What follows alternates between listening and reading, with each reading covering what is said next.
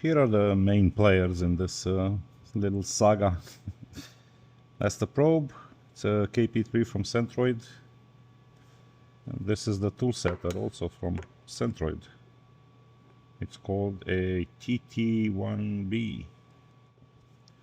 Let's dig into designing the circuits to connect these two via this optocoupler to the machine inputs and outputs.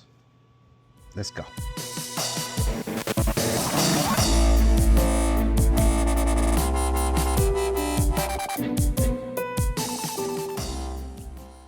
So I'm going to bring this into the next level. I'm going to decouple the probe, and I'm going to install the tool setter as well. And I'm going to use a optocoupler board. This is like a super cheap, like $8 off of Amazon. What I also want to do is to use the probe detect and the tool setter detect signal, so the code can actually complain when it doesn't figure out that the things are not hooked up yet. Okay, so let's start with the simple one, which is the tool setter circuit. So this guy is fairly simple. You have the optocouplers.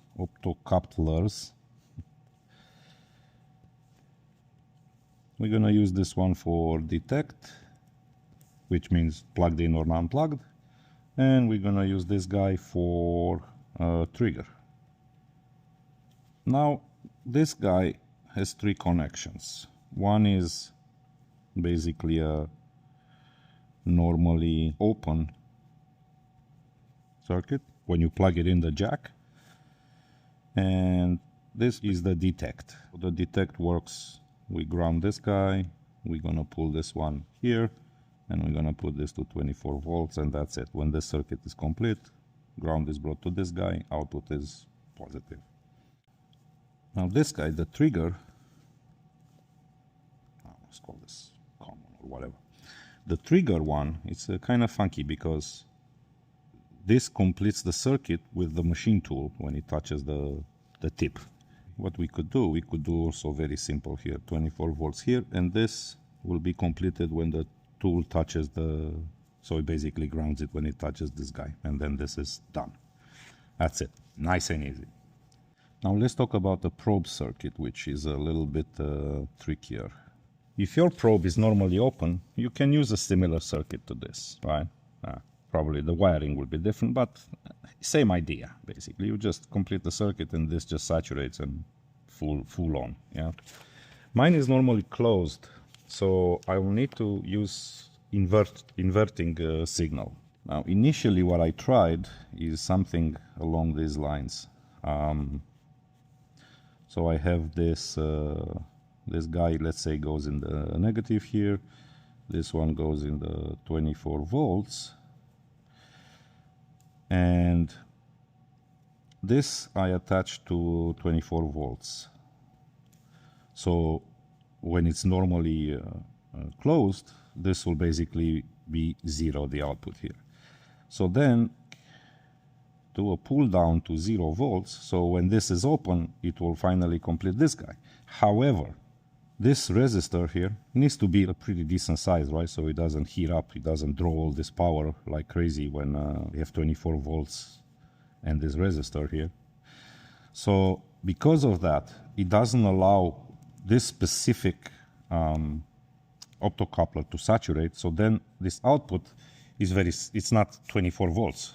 It's like diluted. It ends up at like 11 or something on the machine. I tried it and this didn't work out for me. So what I'll have to do instead is just use the same type of here, more or less. Just use a simple inverter with a transistor. So this, no bueno. So let's start with the proper one. We have the COM in the middle here, and here we have a normally closed, which is the trigger. Then we have a normally open, which is the detect. This is when you plug the jack in, yeah? And this is our COM. Detect again, fairly simple.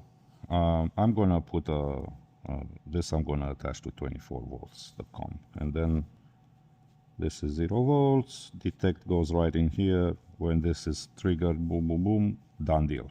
Yeah. Now I need here an inverter, and typically would use like a NPN type deal here. This configuration, and this would be the inverting output here, right here.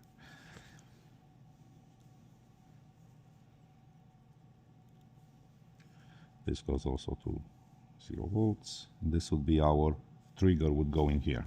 This is also 24 volts here. The probe trigger and the tool setter trigger supposed to share one input, the skip input. I will just do like a little diode OR gate type here. Here there with some pants on. So for the probe, I'm not really happy because I have a jack that's floating and that can short out in the if it touches the machine. So I need to go on the low side. So let's try that then. For the trigger now we have to switch the ground, not the positive like in the previous one where we flipped. We had 24 volts here, so we have to flip it over now. We're gonna have a 24 volts. We have our transistor. This time is the other kind, PNP. We have a resistor here to the ground, and this will be the inverting output. And here we have another resistor where the trigger comes in. 24 volts. So we're gonna go with the same 1K and 10K here. Have a 2M4403 laying around, so that's the one I'm gonna use. I felt having positive falling through. Once you remove this wire, you can just short on the table, and that's not gonna be so good. So I flipped it around and I flipped this diode thing in here too. It's reversed now, which is probably okay because you know when the probe is enabled and whatnot. This is it. There she is. All the outputs hooked up, all the inputs hooked up. Now I just need to put my fancy cover on, and that's it. And hook it up. For that, I'm gonna look in the electrical manual for my machine. So I'm gonna just initially start looking for some of these spares. For example, they show up in here like spare, and they have a wiring on that XC1 connector that we used. So I'm hunting here for empty inputs and outputs, and there's some here, but I think this one's taken. I think it's like some of these to 40 something and 37 maybe, and there's another hidden one there and another hidden output over there. 41 and 37, so 22.1 and 22.7. So X 22.7, nothing. X 22.1, nothing. That's two inputs right there. So that's awesome. We're gonna need to add the connections for them, and bada bing, bada boom. Okay, so let's start and map some stuff here. Let's add our symbols. So the detect signals, we want to have them accessible from script. So we're gonna look at like, I don't know, G54.1, let's say. So we need to add some stuff here. Let's add 6 and 7, for example. Tool setter is 6, probe is 7. Okay, so let's just say G54.6 input. Boom, like that. And this we give it 1006, so it matches nicely. That will be like the input variable that we can access from the script. This is TS detect. Same deal for the probe detect, G54.7 input. We're gonna put this on 107 since it doesn't seem used. And we do PR detect. Man, it sucks typing on this thing. Okay, so now that we have these two guys, let's write this to the ROM and go and add them into the ladder. If you want to get quicker, you just go to search here and then you go bottom. That's an easy way to look at it, to do stuff. So then let's just add a net here. And here we exit the search command instnet. There we go. Okay, so we want to link the, what do we have, x22.1 for the tool setter and to x22.7. So we're gonna link the x22.1 to a G54.6 output. So this connects this to the script variable, and then we can add another net command instnet. Then we add the x22.7. We're gonna connect this to this other output, probe detect. Awesome. So, well, that's it. The trigger goes already in the skip signal, so we don't have to worry about that guy. Let's save this. Got a reboot. Everything is wired up here. The tool setter detect, the probe detect, and this is the output. And then I have the 24 volts. I put a fuse here, and then I have the ground. So now goes through here, through here, through here, and it's popping out over here. Now I can probably route it all the way through here and have it come out somewhere. I don't know. Okay, we're back again. And now these guys show active, and if we pop the wire, boop, probe detect, not detecting. Back again. And if we do the tool setter, boop, okay, sweet. Awesome. Alrighty, so let's try out some programs. This is my reference tool that I use to measure height offsets against. It's a 1/4 inch end mill that is flipped over, a broken one. This is very nice and ground and flat here, so I know it's gonna be nice and perpendicular to the shaft.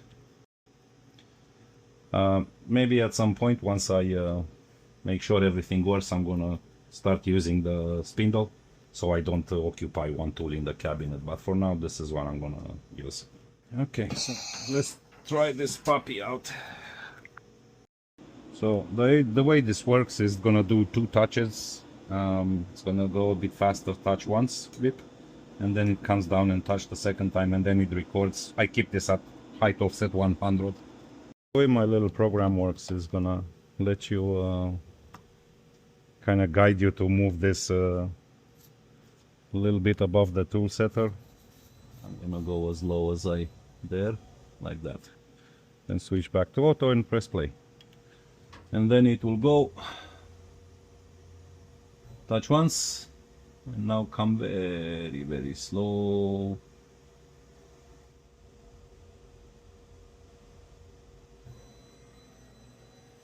So now is the machine position where it touched. So once I do an actual tool offset, this will be subtracted from that, and then you get the actual height offset. For the normal tool offset, you need to have an actual tool there first. It will read the code. So let's do T1. It will tell me to move the tool above the tool setter a little bit. That's good. Go back to auto, play. Slow-ish. I mean, that's the fast. Comes down, and now it's gonna be really slow. Almost there. There we go. That's it. So now this updated the offset here to 21424. Just a little test to check out the repeatability of this thing. I'm gonna measure tool 16, which is my reference, and it should be, well, 0. Let's see what this comes out to. See how repeatable this thing is.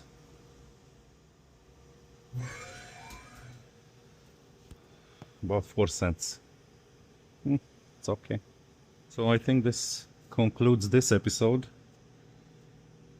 This seems to work fine. For the probe, I don't have a lot of programs written. I only have the reference, so it like gets its own length. And I have to find the Z surface. Alright, well, thanks for watching, and remember to subscribe and hit the notify bell to get notified when the new episodes come. See you next time.